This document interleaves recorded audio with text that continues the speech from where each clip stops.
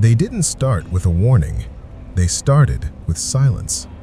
By the time anyone realized something was wrong, it was already over. Not in one place, not on one night, and not to one person. Different homes, different cities, different lives. But the details were impossible to ignore. The victims had no connection to each other, no shared history, no shared enemies. Some lived alone, some didn't. And yet, the pattern was there. The same method, the same calm precision, the same absence of struggle. Police said it felt like chasing someone who was never meant to be seen, someone who left nothing behind, someone who existed only in fragments. They called him a ghost because every lead disappeared, every trail ended early, every question pointed nowhere, except one. Because while they were searching for a stranger, I was sleeping next to him. For 7 years, I shared a bed with the man they couldn't find. I shared meals with him, shared plans, shared a future.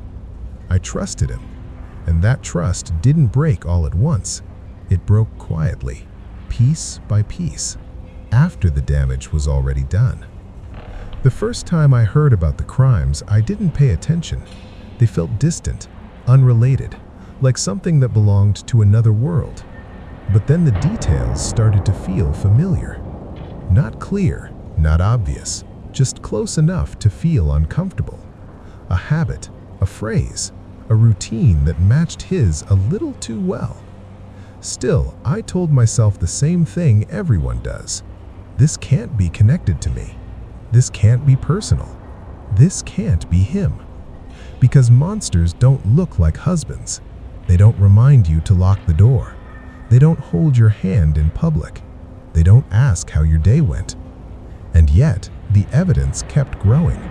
Across different places, across different lives, all pointing in one direction, toward the man I thought I knew. They never found him at any scene, never caught him on camera, never placed him near a victim. And that was the most frightening part, because he always had a reason, always had a record, always had proof he was somewhere else. He wasn't hiding from the truth, he was prepared for it. And then, one night, he didn't come home. No call, no explanation, no goodbye, just absence. That was the night the police finally understood what they were dealing with. And it was the same night I realized something even worse. Because the moment he vanished was the moment the killings finally made sense. There was no grand moment, no story people would repeat years later. It was ordinary. And that's what made it feel safe. We met through someone we both knew, a casual introduction, a short conversation that didn't try too hard. He listened more than he spoke. He remembered details, not the kind people say to be polite, but the small things most people forget. The way I took my coffee. The book I mentioned only once. The habit of checking my phone even when it didn't ring. It felt natural, easy, like I didn't have to perform. He was consistent, not exciting in a loud way, not unpredictable. If he said he would call, he called. If he said he would be there, he arrived early. If he promised something, it happened exactly as he said. There was comfort in that. Friends noticed it too. They said he was dependable, steady, the kind of person you didn't worry about. He had a routine, morning habits, evening habits, little systems that never changed.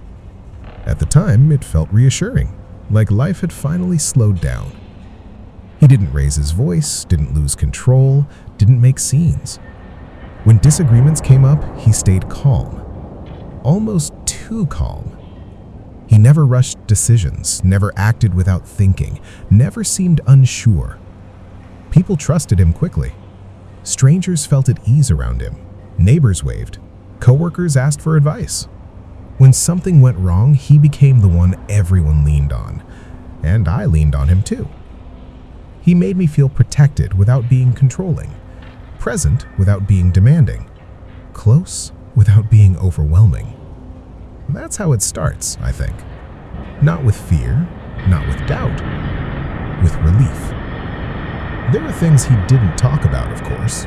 Everyone has parts of their life they keep private. When I asked about his childhood, he kept it simple, moved past it quickly. Nothing dramatic, nothing detailed. I assumed it meant he didn't like looking back. When I asked about old friends, he smiled and said people drift apart, that life moves on, that the past doesn't always follow. It sounded reasonable.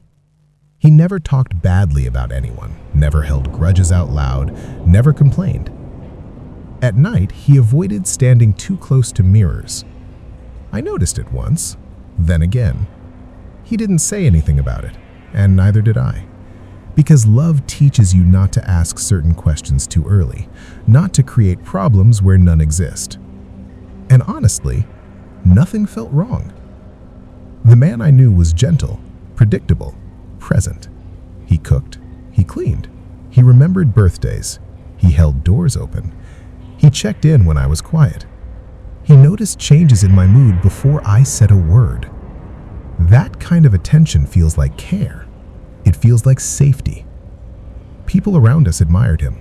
Some even joked that I was lucky, and I believed it. If someone had told me then what they would later accuse him of, I would have laughed. I would have defended him without hesitation, because the man they were describing didn't match the man I lived with. That's the hardest part to explain. He didn't act like someone hiding something. He acted like someone who had everything under control. And control, when it's quiet, looks like confidence. He never disappeared suddenly, never came home late without explanation, never left questions unanswered.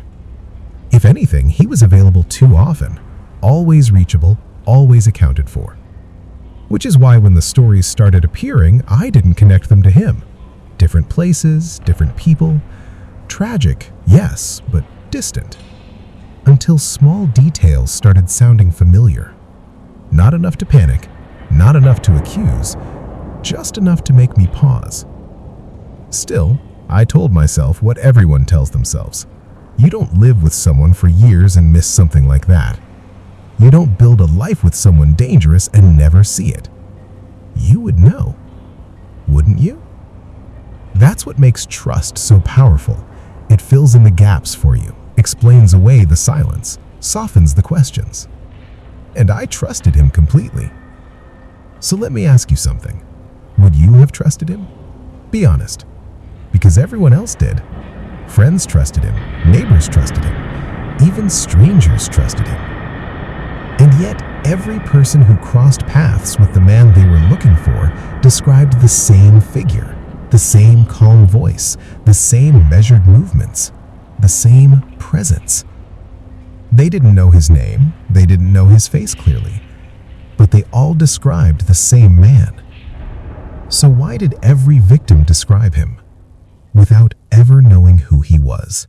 At first, nothing collapsed. That's important to understand. There was no single moment where everything fell apart. No clear line between before and after. What changed came quietly. So quietly that I questioned myself for noticing it at all. It started with small things. Things that didn't matter on their own. A story told slightly differently than before. A detail missing where it used to be present. A sentence that ended sooner than expected. If I asked about his day, the answers stayed general, not evasive, just brief. Work was busy, people were demanding, deadlines were tight. Stress explains a lot. At least, that's what I told myself. But patterns form whether you want them to or not. There were moments when he seemed distracted while sitting right beside me, present in body, elsewhere in attention. I would speak, and he would nod, then ask a question I had already answered. It didn't feel like disinterest. It felt like his mind was following a different track. I noticed it most at night. The house had changed in ways I couldn't explain. Lights were left on in rooms neither of us had used. Not often, just enough to notice. I would turn them off without mentioning it. Sometimes I heard movement after I went to bed. Soft sounds, drawers opening, doors closing. Nothing alarming, nothing loud. But when I asked, he said he hadn't gotten up. He said it casually, without hesitation. That's what made it harder to question. The phone was the next thing. It didn't ring often, but when it did, he stepped away. Again, not unusual. Except, one night it vibrated on the table while he was in the shower. I didn't mean to look. I really didn't. The screen lit up with a notification preview. Just a few words, enough to tell me it wasn't from anyone I recognized. Before I could read more, the screen went dark. Later, when I asked who it was, he said it was nothing, a wrong number, someone from work. His tone didn't change. That mattered, because when people lie badly, they hesitate, they explain too much. He didn't. The next morning, the message was gone. I didn't bring it up again. I told myself it wasn't my place to investigate, that trust means letting things go. But the unease didn't leave. It stayed in the background, quiet, persistent, like a sound you can't locate. A few days later, I tried to call him while he was out. The line connected, then dropped. No voicemail, no follow-up call. When I asked him about it later, he said his phone had been acting up, that reception wasn't great where he was. He said it without irritation, without defensiveness, just an answer. And yet, something about it didn't settle. I started paying closer attention, not because I wanted to accuse him of anything, but because I needed reassurance. I needed things to line up again. Instead, the timelines began to blur. He said he had left work at a certain time, but dinner was already cold when he arrived. He mentioned stopping by a place that didn't match the direction he came from. When I pointed it out lightly, he corrected himself, said he misspoke. We all do that, right? Still, the gaps grew. Not wide enough to confront, just wide enough to notice. There was a name that came up once, just once. He said it quickly, as if it slipped out, a name I had never heard before. When I asked who that was, he paused. Not long, just long enough. He said it was someone from work, someone I wouldn't know. And then he changed the subject. I let him, because that's what you do when you love someone. You protect the version of them you believe in. But the house felt different now. Quieter. Not peaceful quiet. Empty quiet. Even when we were both home, there were moments when the silence felt heavier than conversation. At night, I would wake up and realize he wasn't beside me, then hear his footsteps returning. When I asked, he said he couldn't sleep, that stress had him restless. That explanation made sense, except his restlessness was precise, measured, not the tossing and turning of someone overwhelmed, more like someone following a routine. The phone vibrated again one night. This time, I didn't look. I just watched him reach for it, turn it face down, say nothing. He didn't check it until later. That detail stayed with me, because it felt deliberate. Still, I didn't confront him. I didn't search his things, didn't check his phone. I didn't want to become someone suspicious, and part of me believed that if I didn't look too closely, the discomfort would fade. Instead, it grew, slowly, in the pauses between words, in the way he listened, in the distance that crept into familiar routines. He was still kind, still attentive, but there was a space between us that hadn't been there before, and I couldn't explain it without sounding unreasonable. So, I stayed quiet. I stayed trusting. I stayed inside the life we had built. What I didn't realize then was this. Every unanswered question was protecting him. Every excuse was reinforcing his story. Every moment of doubt I dismissed was another layer added. I didn't know it then, but I was already living inside his alibi. That night started like every other. There was no argument, no raised voice, no sense of finality. He left the house the way he always did, keys in hand, a quick glance back, a familiar goodbye. I didn't think to memorize it. Why would I? I expected him home before midnight. That was normal. That was routine. When the hour passed, I didn't worry. Traffic happened. Meetings ran long. Plans changed. Another hour passed. I checked my phone. No messages, no missed calls. I told myself not to read into it. By the third hour, the house felt too still. I noticed the sound of the clock more than usual, the refrigerator turning on and off, my own breathing. I sent a message, simple, casual, no response. I called. It rang, once, then stopped. No voicemail, no explanation, just silence. I waited a few minutes and tried again. Straight to nothing. I told myself the phone had died, that it was a technical issue, that it meant nothing. Because panic doesn't arrive all at once. It builds through denial. I stayed up longer than I planned to. The lights remained on in rooms I wasn't using. Every sound made me look toward the door. Midnight passed, then 1. I sat on the edge of the bed, fully dressed, phone in my hand. I didn't want to sleep. Sleeping felt like admitting something was wrong. At some point, I realized I was listening for footsteps that never came. By morning, exhaustion replaced fear, but the absence remained. I checked his work. No answer. I called again. Nothing. That was when I contacted the police. Saying the words out loud felt strange, like I was exaggerating. I can't reach my husband. They asked routine questions. When I last saw him, what he was wearing, where he might have gone. I answered without hesitation because I knew those things. Or at least, I thought I did. An officer came to the house. He looked around, asked calm questions. Nothing appeared disturbed. Nothing appeared urgent. I felt foolish sitting there, trying to explain why I was afraid. They told me to wait, that adults sometimes miss a night, that phones fail.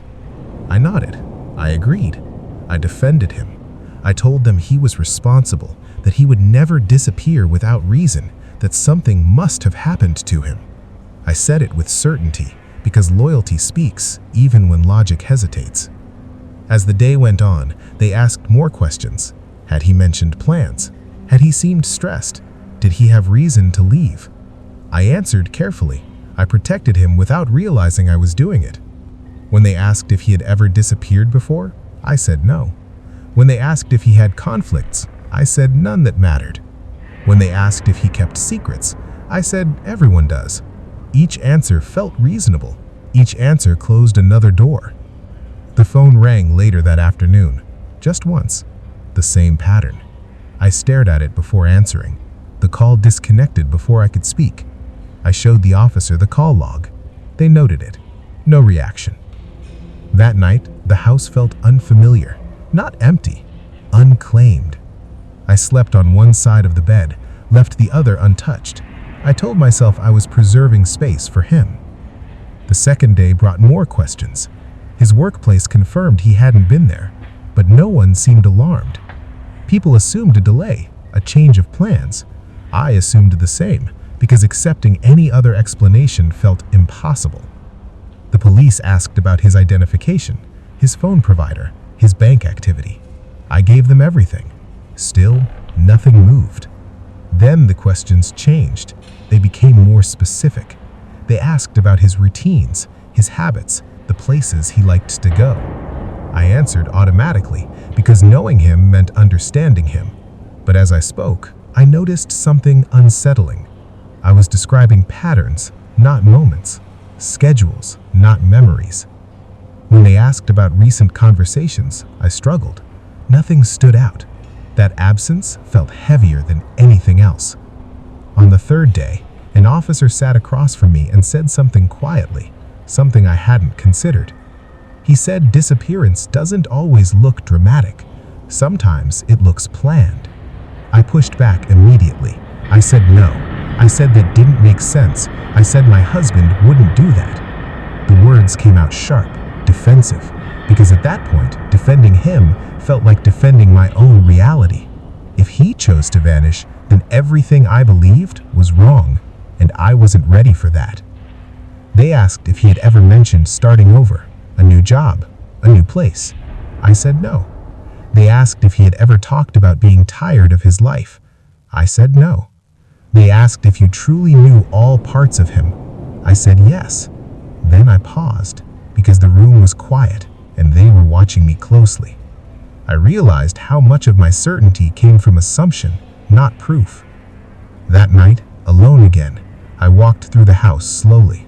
I noticed things I hadn't before. A jacket missing, a drawer not quite right, a space where something used to be. Nothing obvious, nothing I could point to, but enough to feel unsettled. I sat down and tried to picture his face clearly, not how he looked most days, but how he looked when no one was watching. The image slipped away, and for the first time, a question formed that scared me. If someone disappears, how do you prove they were ever real? That was when the police said something that changed everything. They moved slowly, carefully, as if afraid of disturbing something fragile. At first, the focus was simple. Where had he been? Who had seen him? What could place him somewhere specific at a specific time? Answers came quickly, too quickly. Cameras showed him entering a building miles away from where one of the incidents had occurred. Clear footage, clear timestamps. Witnesses confirmed it. People remembered him clearly. They described his clothes, his voice, the way he stood while waiting. Their statements matched. Receipts followed. Digital records, exact times, exact locations. He bought coffee. He paid for parking. He made small, ordinary purchases that left a trace. Everything aligned. The detective laid the information out on the table in front of me. Printed pages, still images from video footage. He spoke in a neutral tone. He said that if these records were accurate, my husband could not have been in the places connected to the crimes. Not physically, not logically. He said it without drama, and I felt relief, real relief, because proof feels like safety. I held on to it tightly. The more evidence they gathered, the clearer it became. He was seen on cameras when incidents happened elsewhere. He was speaking to people when events occurred in different cities. He left digital footprints that followed a steady path. It painted a picture of someone present, accounted for, ordinary. Someone who existed fully in one place at one time. And yet, the questions didn't stop. Because while the records cleared him, the pattern didn't disappear. Each case still pointed back to the same habits, the same manner of approach, the same calm interactions described by those who survived. Different locations, different dates, one shared description. The man they described moved like my husband, spoke like my husband, behaved like my husband. But the evidence said he was elsewhere. It was an impossible contradiction. The detective explained it carefully. He said sometimes people resemble each other, sometimes accounts overlap, sometimes patterns are imagined after the fact. I nodded. I wanted to believe that. But then came the detail that unsettled me. Every witness described something personal, not appearance alone, behavior.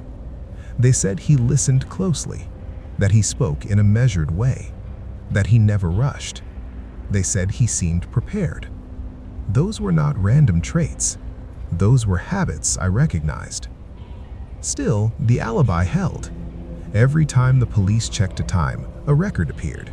Every time they traced a location, a receipt confirmed it. They showed me the timestamps, exact, precise. It was hard to argue with numbers, and I didn't want to, because arguing meant opening doors I wasn't ready to face. At this point, would you still defend him? Because I did. I defended him strongly. I said the evidence was clear. I said the descriptions were vague. I said anyone could fit a general profile. I reminded them of the cameras, the witnesses, the transactions. I spoke with confidence, because the alternative felt unbearable. The detective listened without interrupting. Then he asked something unexpected. He asked how my husband felt about routines. I answered without thinking. I said he liked order, that he followed schedules, that he rarely deviated. The detective nodded slowly. He asked if my husband ever mentioned planning his days in advance. I said yes. He asked if my husband ever spoke about efficiency, about doing things the same way each time. I said yes again. The room felt smaller. Then the detective explained something. He said alibis don't always exist to prove innocence. Sometimes they exist to establish control. I didn't respond. He clarified. He said a perfect alibi doesn't just happen. It requires preparation, consistency, repetition. It requires knowing where you'll be seen and when. He said cameras don't tell the whole story. They only show where someone appears to be, not where their influence reaches. I wanted to argue. I wanted to push back, but something stopped me. Because as he spoke, memories surfaced. Moments where my husband insisted on certain places, certain routes, certain stops. Moments that felt trivial at the time. Now they felt deliberate. Still, the facts remained. He couldn't have been everywhere. The detective acknowledged that. He said the timeline made no sense. He said the logistics were impossible. And yet, the cases continued to circle back to the same figure. Always calm, always prepared, always gone before questions began. The detective leaned back in his chair. He said something quietly. He said sometimes the most convincing proof is the one that leaves no space for doubt. He asked if my husband ever talked about systems, about planning life like series of steps. I said yes. He asked if he ever talked about being ahead of situations. I said yes again. The answers felt too easily. That frightened me. The detective gathered the papers. He said they weren't accusing anyone yet, but he said something didn't fit. He said the alibi was flawless, too flawless. That was the word he used. I went home that night with my thoughts racing. I replayed conversations, moments, habits. I wondered how many of them I had mistaken for stability. I wondered how many of them were something else entirely. I sat at the table and looked at the empty chair across from me. I tried to imagine how someone could exist in so many places without being seen. I tried to imagine how someone could disappear so completely. The next morning, the detective called. He asked me to come in again. He said there was one question he needed to ask, a question that didn't have an easy answer. Then a detective asked me one question I still can't answer. The detective didn't start with accusations. He started with a location, a place my husband had never mentioned, a place I had never seen, a place that existed quietly on paper, waiting to be noticed. A storage unit. He said it casually, as if it were nothing unusual, as if people didn't store parts of their lives behind metal doors every day. At first, I agreed. People keep furniture there, old clothes, things they don't want to throw away. But then he showed me the lease. It wasn't in my husband's name. It was close, similar, but not the same. A different spelling, a different initial, enough to pass unnoticed. The detective asked if I recognized it. I didn't. He asked if my husband had ever used another name. I said no, but the certainty in my voice felt thinner than before. When they opened the unit, I wasn't there. They told me later what they found. Nothing dramatic, nothing that screamed danger. That's what made it worse. Inside were neatly arranged boxes, labeled, organized, clothes that weren't his size, shoes he never wore at home, a jacket I had never seen. Every item felt deliberate, not discarded, not forgotten, prepared. There were documents too, copies of identification, addresses that weren't ours, phone numbers I didn't recognize. Not forged in a sloppy way, not rushed, carefully maintained. as if someone had been living parallel days. The detective said the name on the documents appeared in several places: rental agreements, utility records, membership cards. A second identity, not created overnight, not improvised, built over time. I asked how long. He said years. I asked why no one noticed. He said because everything was consistent. Bills were paid, records matched, nothing raised alarms. It was a life that existed quietly, without attention. I tried to understand how someone could maintain two versions of themselves. Then I realized something. He didn't have two lives. He had one system, and different roles within it. The items in the unit weren't personal in the way I expected. No photos, no letters, no keepsakes, nothing sentimental. Just tools. Things meant to serve a purpose and then be returned to their place. The detective asked if any of the items looked familiar. I hesitated. There were small things: a notebook with the same handwriting I saw on grocery lists, a keychain identical to one he had lost years ago, a watch similar to his but not the same, close enough to recognize, different enough to deny. That's when the word camouflage entered my mind, not spoken aloud, just understood. Our marriage hadn't hidden his actions, it had supported them. Living with me meant predictability, schedules, patterns. It meant someone who could confirm where he was supposed to be, someone who answered questions without knowing she was doing it. Love created credibility, and credibility created space. The detective explained it gently. He said that after reviewing timelines, something stood out. The earliest incidents occurred after our marriage, not before, not during the years when his life was less anchored. After, when routines became fixed, when expectations were stable, when absences could be explained. I felt cold listening to that, because it meant the marriage wasn't collateral, it was structure. I thought back to how he valued consistency, how he planned everything, how little he left to chance. I remembered how often he said routine was calming. Now I wondered who it was calming. The detective showed me a chart: dates, locations, movements. When placed together, they formed something precise. Each event fit between his known commitments, between work hours, between shared plans. Nothing overlapped, nothing collided. It was arranged. And the longer I looked, the clearer it became. My presence in his life wasn't accidental. I was reliable. I was visible. I was steady. I answered phones. I spoke to neighbors.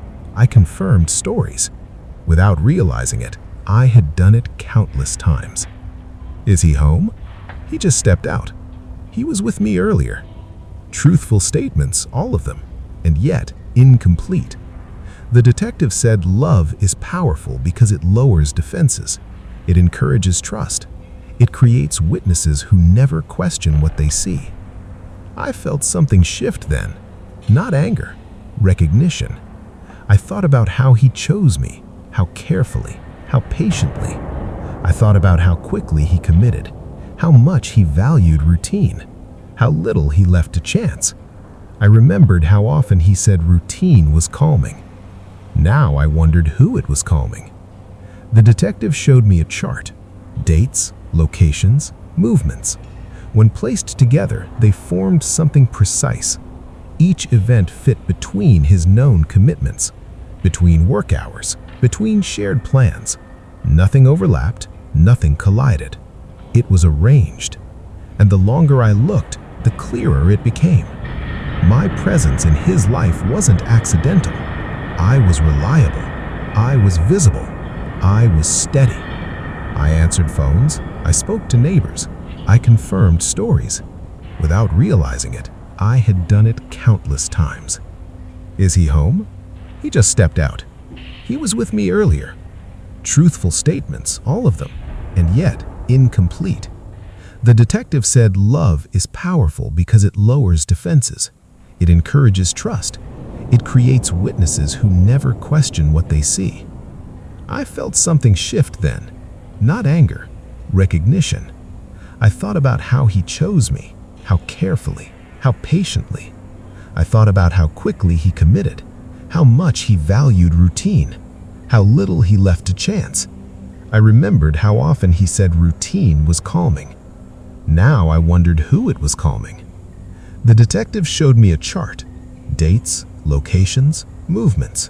When placed together, they formed something precise. Each event fit between his known commitments, between work hours, between shared plans. Nothing overlapped, nothing collided. It was arranged. And the longer I looked, the clearer it became. My presence in his life wasn't accidental. I was reliable. I was visible. I was steady. I answered phones. I spoke to neighbors. I confirmed stories. Without realizing it, I had done it countless times. Is he home? He just stepped out. He was with me earlier. Truthful statements, all of them, and yet incomplete. The detective said love is powerful because it lowers defenses. It encourages trust. It creates witnesses who never question what they see. I felt something shift then. Not anger, recognition. I thought about how he chose me, how carefully, how patiently. I thought about how quickly he committed, how much he valued routine, how little he left to chance. I remembered how often he said routine was calming. Now I wondered who it was calming. The detective showed me a chart, dates, locations, movements. When placed together, they formed something precise. Each event fit between his known commitments, between work hours, between shared plans. Nothing overlapped, nothing collided. It was arranged. And the longer I looked, the clearer it became. My presence in his life wasn't accidental. I was reliable. I was visible. I was steady. I answered phones. I spoke to neighbors.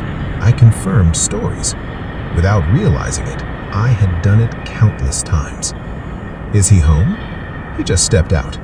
He was with me earlier. Truthful statements, all of them, and yet incomplete. The detective said love is powerful because it lowers defenses. It encourages trust. It creates witnesses who never question what they see. I felt something shift then. Not anger, recognition. I thought about how he chose me, how carefully, how patiently. I thought about how quickly he committed, how much he valued routine, how little he left to chance. I remembered how often he said routine was calming. Now I wondered who it was calming. The detective showed me a chart, dates, locations, movements. When placed together, they formed something precise.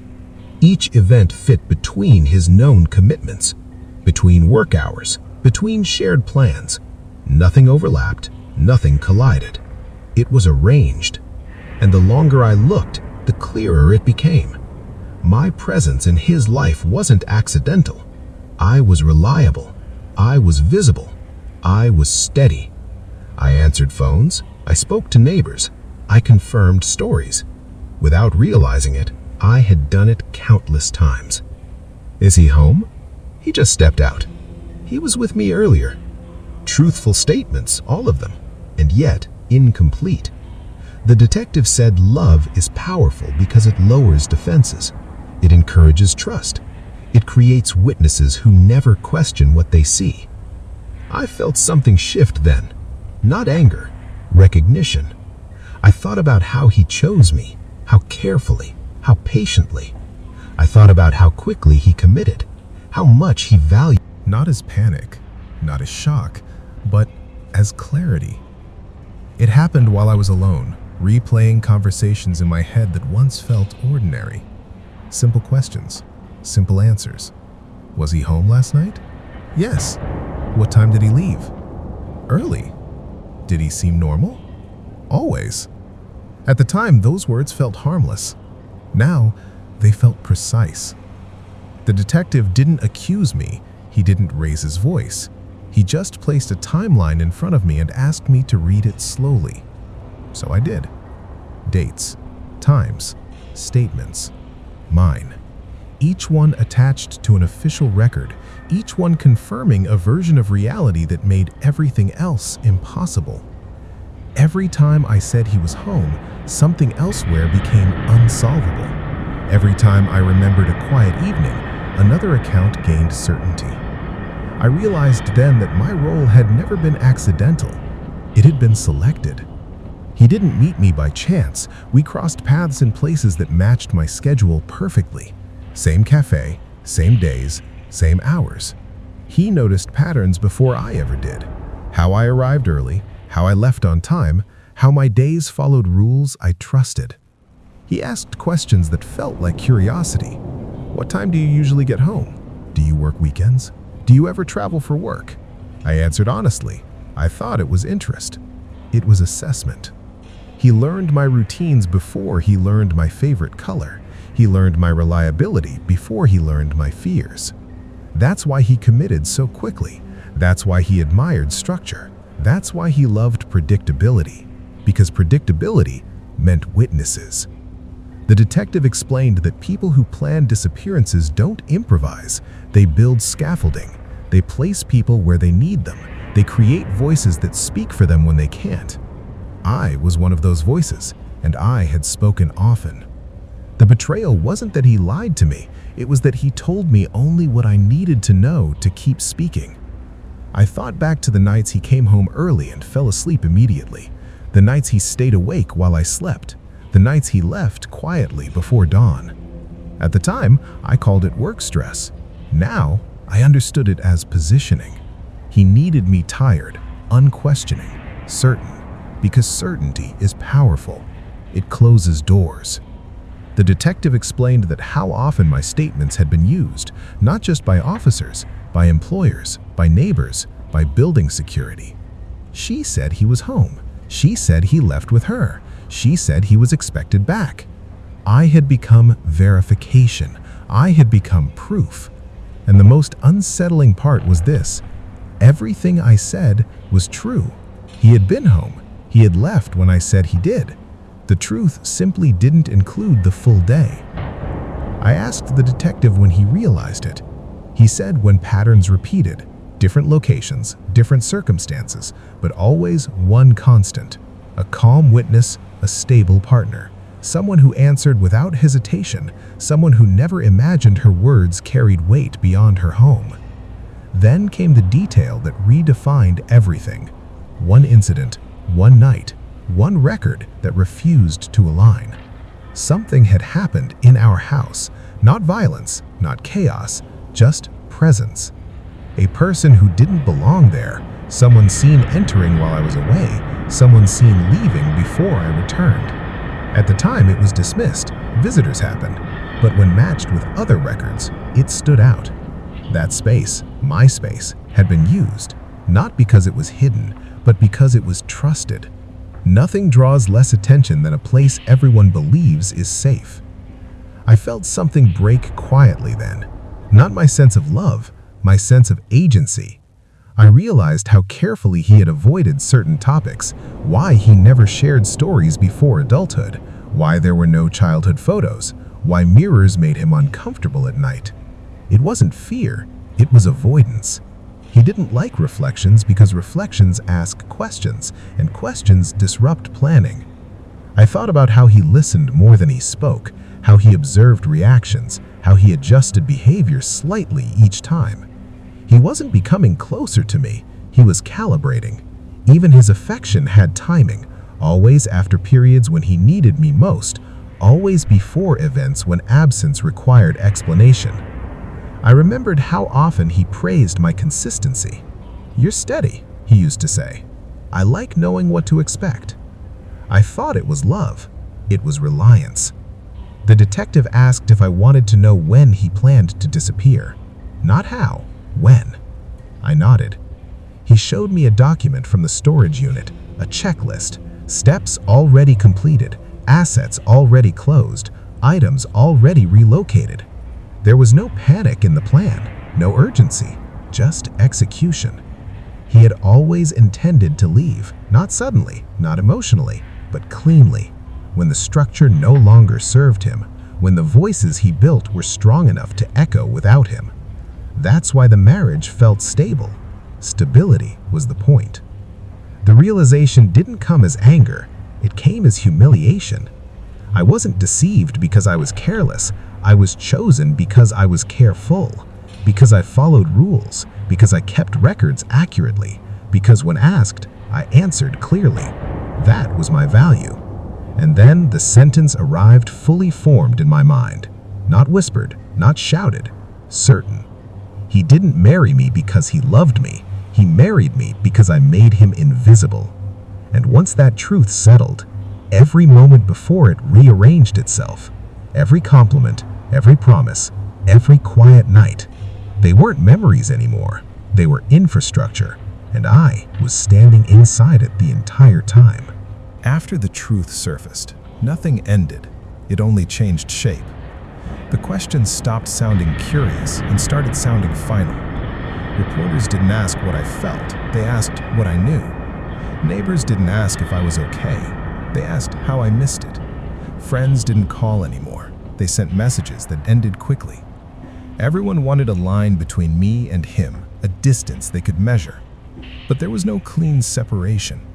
Every headline used the same phrasing: wife of missing suspect, woman closest to the case, key figure. I stopped being a person, I became context. People searched my face for answers I didn't have. They studied my expressions like evidence. If I looked calm, they questioned it. If I looked tired, they questioned that too. There was no correct way to exist anymore. The police returned often, sometimes with purpose, sometimes with silence. They asked the same questions in different ways. When did he wake up? What did he eat? Did he ever seem distracted? I answered until my voice felt borrowed, until memory stopped feeling reliable. Because once doubt enters your life, it spreads quietly. I began questioning moments that had once felt solid. Did he say that, or did I assume it? Was he home, or did I want him to be? I started writing everything down: times, sounds, thoughts, as if documentation could protect me from forgetting myself. It didn't. The pressure didn't come only from investigators, it came from strangers, from online forums, from anonymous messages, from people convinced they understood my marriage better than I did. Some believed I helped him, some believed I knew everything, others believed I knew nothing and judged me for that too. I learned quickly that certainty makes people comfortable, ambiguity makes them cruel. Isolation became normal. I changed my routine, different stores, different routes, different hours. Not because I was hiding, because being seen felt dangerous. Every unfamiliar face carried questions, every passing glance felt like assessment. I replayed my words constantly, statements I had given, sentences I could never take back. They echoed in my mind late at night, not because they were false, because they were permanent. And then there was the guilt.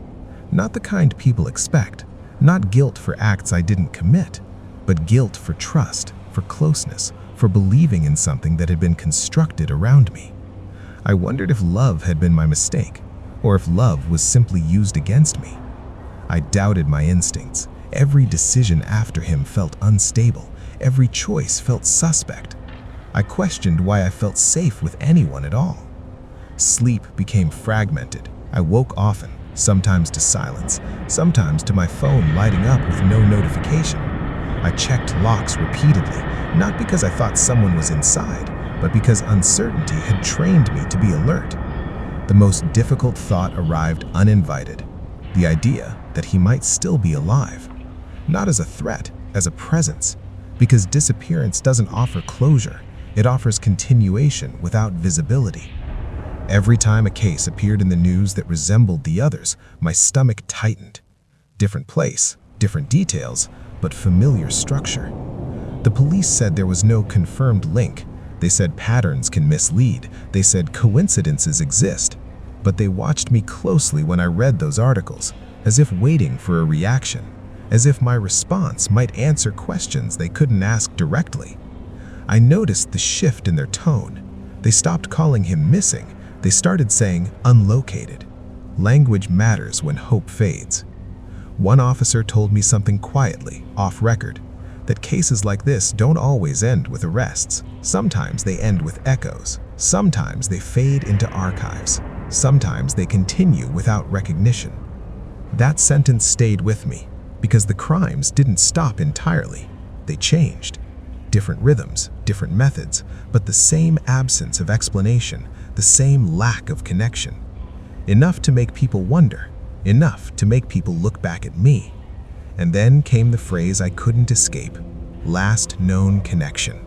I heard it on television, I read it in articles, I saw it in case notes. I was no longer his wife, I was his last reference point, the place where certainty ended. People asked if I feared him. That wasn't the right word. Fear implies expectation.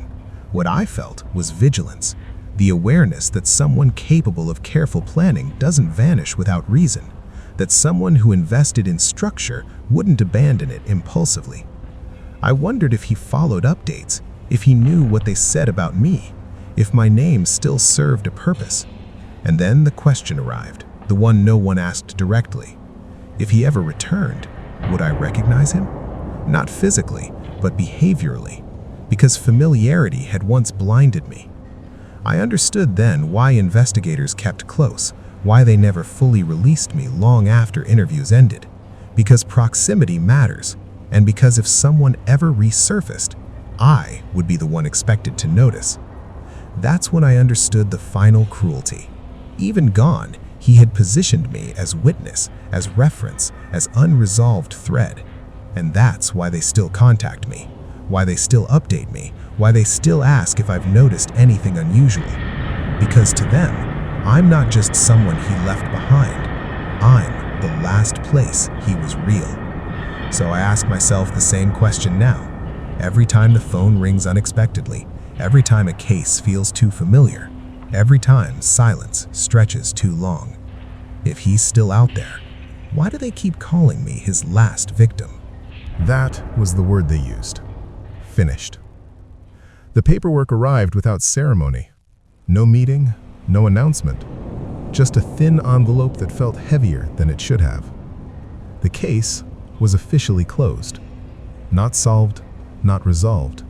Closed. They said there was nothing more to pursue. No new evidence, no confirmed sightings, no verified communications, no body. No confession. The language was careful. They avoided certainty. They avoided promises. They avoided anything that could be reopened.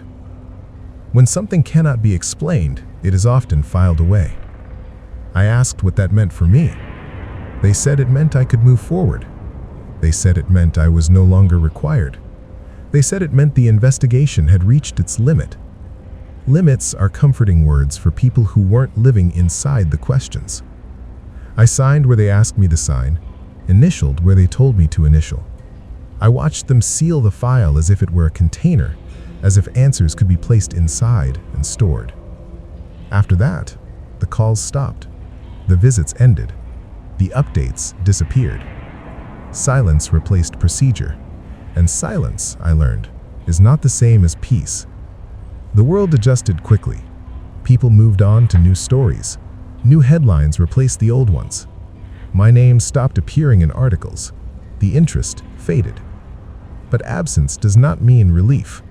It means exposure.